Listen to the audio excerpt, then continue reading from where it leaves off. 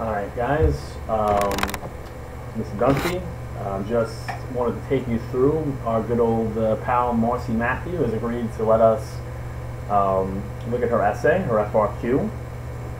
This is, I think, this is a great one for us as a class to look at. It might be a good way for us to review for tomorrow. Her essay has so many great qualities to it, and so we thank her for letting us use it. So let's read through it.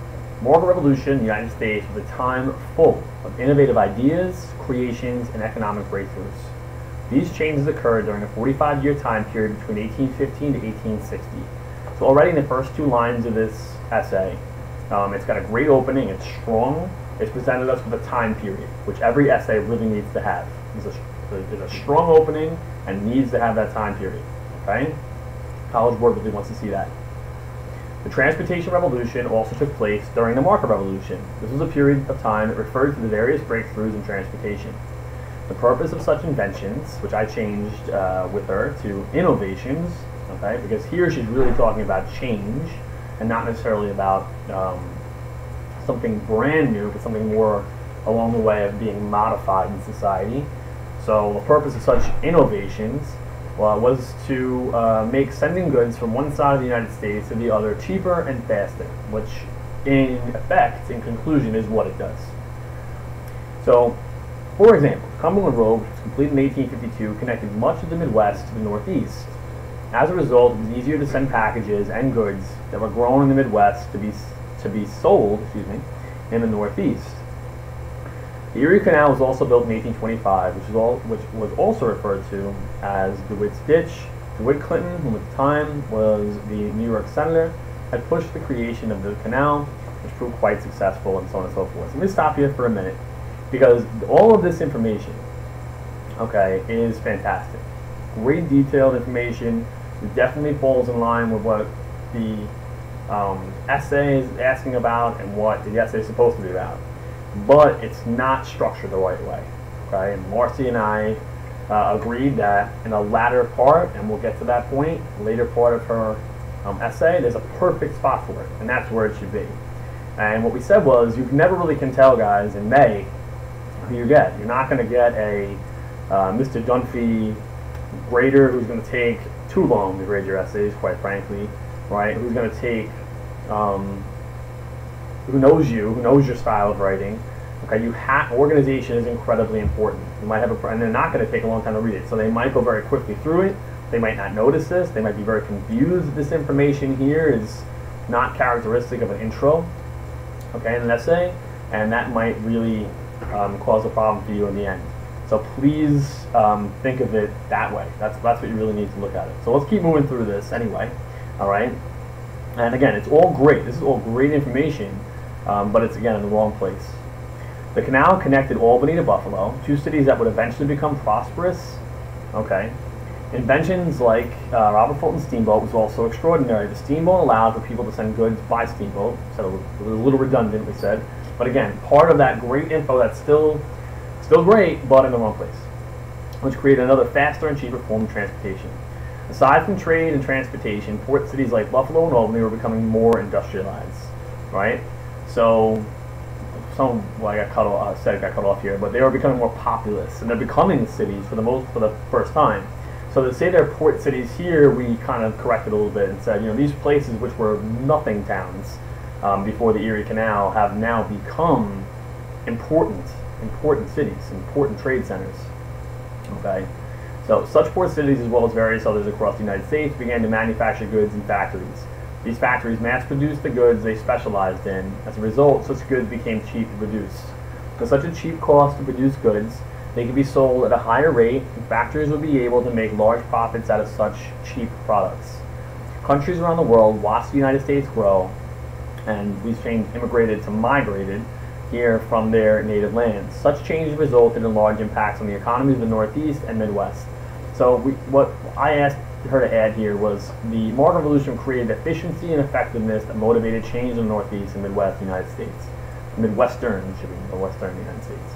Okay, it's basically what she's saying here, and it is about the economies. That is what the essay was calling for. So just remember that the thesis has to be a thesis. you know, again, you have to think about a grader who is looking at this, not knowing who you are, just needs to go, you know, wants to see organization, right? So they can really see the details. So really think about it this way. Think of just having good organization as being a way to really highlight, right? Really highlight the finer points of your essay, right? The facts and all the supporting details, right? That can lead back to the topic sentences and of course the thesis statement of your writing. Okay, make it fluid, make it, right, something that's readable and something that's, you know, really convincing, a really convincing sort of story out of it, historiography of it. So there were various effects of the market revolution on the Northeast. It is a topic sentence, might not be specific enough, okay, so this might need to be changed to maybe one effect or one kind of effect instead of just saying various effects, but it's not bad. For instance, since more cities, were becoming more industrialized, factories began to spring up in these cities. In New England, there was an increase in the number of textile mills. An increase in the number of factories led to a decline in the number of goods that were produced in one's homes. And there was also a decline in the number of apprenticeships as well. As a result of such changes, there was a growing gap between the rich and poor. Eventually, there was an establishment of the middle class. This group of people grew as the number of non-manual jobs increased.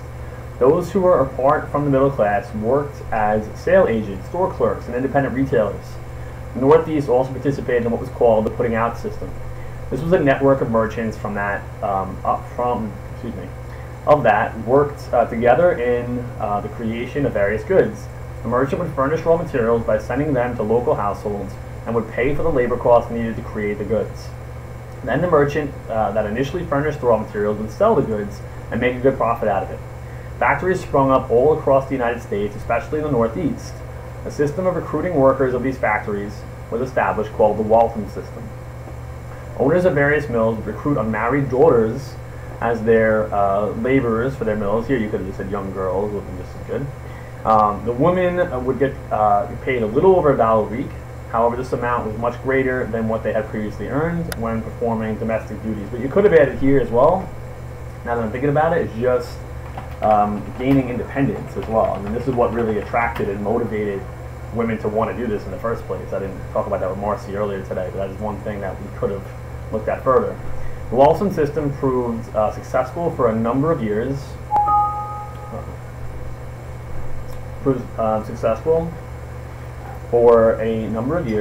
A well-known factory that had operated by the Waltham system was located in Lowell, Massachusetts. A textile mill whose workers were mainly young and married women. Okay? With such a large number of factory workers, the National Trade Union was established in 1834, a confederation of workers that worked together to be treated equally and gain various benefits that their jobs never offered. With an increase in industry came an increase in immigration. Those who moved to the United States came based on their push and pull factors from their former countries. So what I said was is that you may want to start a new paragraph. Not that you have to, but you really are switching gears from industrialization, okay, especially in the Northeast, and centered upon Lowell mills, and the mill town of Lowell specifically, all right, and then you're jumping into immigration here for, you know, 4 or 5 lines. I mean, a significant paragraph. All right, but again, something you might want to do there is, again, make it more organized. I think that, guys, is the more and more I read of all your essays is just really about getting organized and making outlines. I mean, the problem with us for this kind of test, we already know, is that you're limited as far as how much time you have. But let's keep going. So those who moved to the United States came based on their push and pull factors from their former countries. Many of these immigrants that had moved away were either German or Irish. Both of these cultures exhibited push and pull factors. For the Irish, many of them were pushed to the United States because of the Irish potato famine. For the Germans, many of them were also pushed to the United States because of poor harvests and political turmoil Germany had faced. Okay, so good. These are all great details. You're really supporting the statement you made earlier. It's exactly what you need to do. And this would have been, I think, a better topic sentence of another paragraph. I don't want to belabor the point there, but I think you guys understand what I mean. All right, the transportation revolution in the United States greatly boosted the economy of the Northeast because there was an increase in trade between the Northeast and Midwest. Such advances like the Cumberland Road and the Erie Canal established communication and trade between two areas of the United States that were once isolated from one another. Okay? The Midwest was also greatly affected by the market revolution. Okay, so again, it is a topic sentence, but just like the other one from up here, it's not specific enough. What is the paragraph really about? All right, and you can afford to get a little more specific with that. So those who had hoped to live off of the land were disappointed in the East due to the lack of open land. In the West, however, there was a vast amount of open land that these people had eventually moved to. These migrations to the Midwest occurred during 1813 and 1860, increased the amount of westward expansion during this era. As mentioned above, the Cumberland Road and other forms of transportation increased ties between the Northeast and the Midwest. Those who lived in the Midwest were able to communicate and, more importantly, trade with those in the North, increasing the job market in both areas. Cash crops like tobacco and corn would be sent through these roads, and as a result, the demand of such crops also grew. More and more people began to grow cash crops in the Midwest, resulting in an increase in trade between the two areas. The Baltimore and Ohio Railroad also aided in the process by creating a cheaper and faster way of sending goods from the Midwest to the Northeast. Midwestern cities like Cincinnati grew as well, often being referred to as the Porkopolis because of the amount of meat it would produce annually. Cincinnati eventually became the third largest of industrial centers. Centers like these would boost the economy of the Midwest by supplying it with a vast number of jobs. With an increase in jobs, immigrants came to the United States seeking such opportunities. Eventually, cities in the Midwest, like Chicago and Detroit, had a population that grew almost 25-fold by 1850. The advances in technology also greatly helped the economy of the Midwest as well. John Deere's steel plow aided farmers when it came to their crops and made the actual creation of these crops cheaper. As a result, farmers would be able to make a larger profit out of their crops. Both the Midwest and Northeast exhibited many of the same economic patterns because both areas greatly communicated to one another. Due to this, the economies of the Midwest and Northeast exhibited many of the same traits. The effects of the market revolution greatly aided the economies of the Northeast and Midwest. Although the United States had faced a total of 4 panics, the Panic of 1819, 1833, 1837, and 1857, during the market revolution, the improvements in transportation and trade among the two areas greatly helped the United States as a whole. Okay, and let's just kind of back up for 1 second. So, besides there should be a space, obviously, after these commas here, traditionally, you don't really want to put new information in a conclusion. Okay, that's not something that we would generally encourage.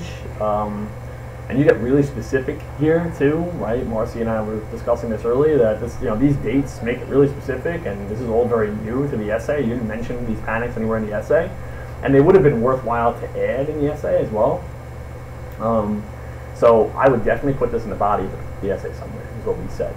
And just to remember, you really don't want to add new information. You want to just sum things up. Remind people what you've discussed, what your finer points were, what your argument was, right? How this aided your thesis statement. Okay.